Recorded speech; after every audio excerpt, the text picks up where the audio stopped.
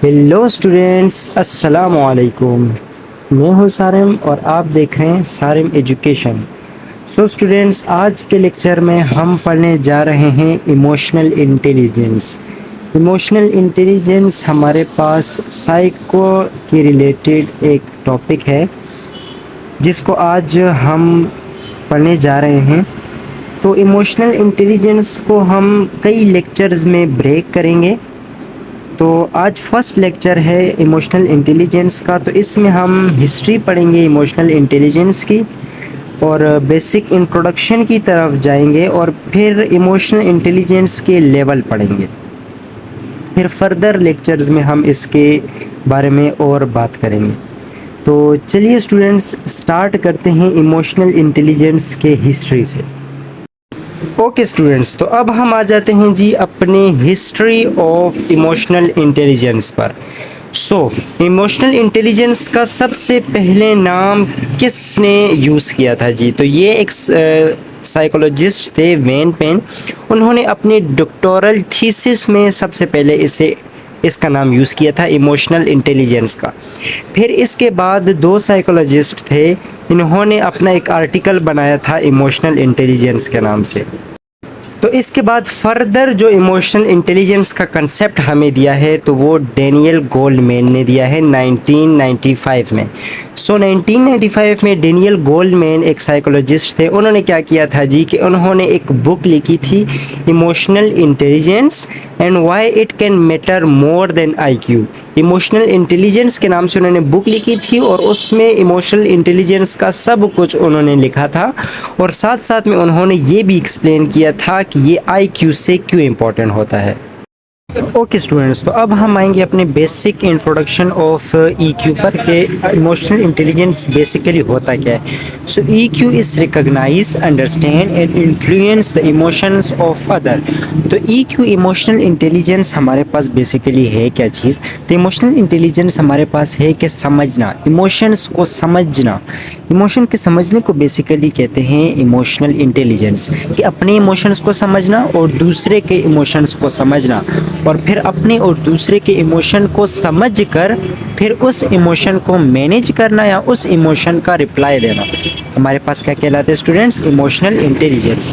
So the capacity to be aware of control and express one's emotion and to handle interpersonal relationships. तो इसका क्या मतलब है कि खुद को अवेयर करना दूसरे के इमोशंस पर और अपने इमोशन को समझकर अपनी इंटरपर्सनल रिलेशनशिप को कंट्रोल करना, कि हम किस तरह अपने रिलेशनशिप्स को अपने इमोशंस के थ्रू कंट्रोल कर सकते हैं। हमारे मोस्टली रिलेशनशिप जब ख़राब होते तो हमारे इमोशनल के थ्रू ख़राब होते हैं, इमोशंस के थ्रू ख़राब होते हैं, कि इमोशन में आकर हम गलत डिसीजन मेकिंग कर लेते हैं या इस तरह की कुछ और स्टेप्स होते हैं।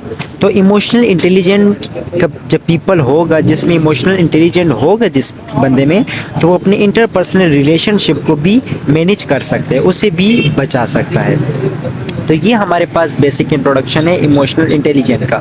सो इमोशनल इंटेलिजेंस को यूज़ करते हुए बहुत सी कंपनीज अपने प्रोडक्ट भी सेल करती है। वो क्या देखती है जी? वो सबसे पहले अपने कंज्यूमर का इमोशनल इंटेलिजेंस देखती है। कंज्यूमर कौन होते हैं जी? कंज्यूमर हमारे पास वो होते हैं जो प्रोडक्ट को लेते हैं, प्रोडक्ट को ख़रीदते हैं या प्रोडक्ट को यूज़ करते हैं। तो कंपनीज क्या करती हैं कि कंज्यूमर के इमोशंस को पहले समझती है और जिस तरह कंज्यूमर का इमोशन होता है उसी की बुनियाद पर एड्स बनाकर हम पे अपने प्रोडक्ट सेल करवाती है। तो ये हमारे पास एक कंपनी इमोशनल इंटेलिजेंस के थ्रू अपने प्रोडक्ट सेल करती है। तो इसके बाद गाइज अब हम आ जाते हैं जी लेवल्स ऑफ इमोशनल इंटेलिजेंस पर। ओके, ये लेवल्स या कंपोनेंट्स ऑफ इमोशनल इंटेलिजेंस हमारे पास क्या है? तो इमोशनल इंटेलिजेंस के बेसिकली 4 लेवल्स हैं हमारे पास स्टूडेंट्स। तो 4 लेवल में हमारे पास क्या क्या आ जाते हैं जी? Perceiving emotions, understanding emotion, managing emotions and using of emotions. तो हम इसे वन बाय वन अब देख लेते हैं कि ये होते क्या है। तो परसीविंग इमोशन स्टूडेंट क्या होते हैं? परसीविंग इमोशन, परसीव का नाम निकले हुए परसेप्शन से।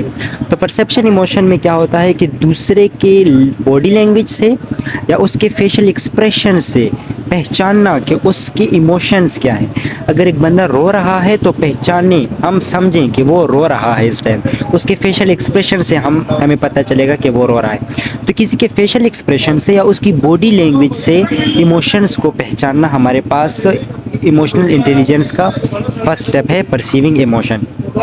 इसके बाद सेकेंडली हमारे पास आ जाते हैं अंडरस्टैंडिंग इमोशंस। अंडरस्टैंडिंग इमोशन में क्या आ जाता है कि दूसरे और अपने इमोशंस को अंडरस्टैंड करना, कि दूसरा हमारे बारे में क्या सोच रहा है या उसके जज्बात क्या हैं या हमारे जज्बात दूसरे के लिए क्या हैं। तो ये बेसिकली आ जाता है हमारे पास अंडरस्टैंड करना, कि खुद के बारे में या दूसरे के बारे में सेल्फ अवेयर होना, ठीक है, अपने बारे में और दूसरे के बारे में उनके इमोशंस को समझने को अंडरस्टैंडिंग इमोशन आ जाता है। इसके बाद आ जाते हैं जी managing emotions and using emotions. Managing emotions और यूजिंग इमोशंस में क्या होते हैं कि अपने और दूसरे के इमोशन को समझकर उसको रेगुलेट करना। मीन्स कि आप किसी के इमोशन को समझ रहे हैं, फिर उस किस तरह उस इमोशन का रिस्पॉन्स दे रहे हैं या किस तरह उस इमोशन का आप रिप्लाई दे रहे हैं या किस तरह उस टाइम आप डिसीजन मेक कर रहे हैं, ठीक है। तो ये हमारे पास managing emotions and using emotion में आ जाता है कि आप किस तरह इमोशंस का यूज़ कर रहे हैं और आप किस तरह उसे मैनेज कर रहे हैं। मैनेज में हमारे पास डिसीजन मेकिंग आ जाती है और यूजिंग में हमारे पास उसका रिस्पॉन्स आ जाता है। सो स्टूडेंट्स, आज का लेक्चर हमारा इस टॉपिक पर एंड हो रहा है। सो नेक्स्ट लेक्चर में अब हम इसके फैक्टर्स पढ़ेंगे कि किस किस फैक्टर से ये इफेक्ट होता है और फर्दर मोर इसके बारे में पढ़ेंगे। So thank you for watching my video.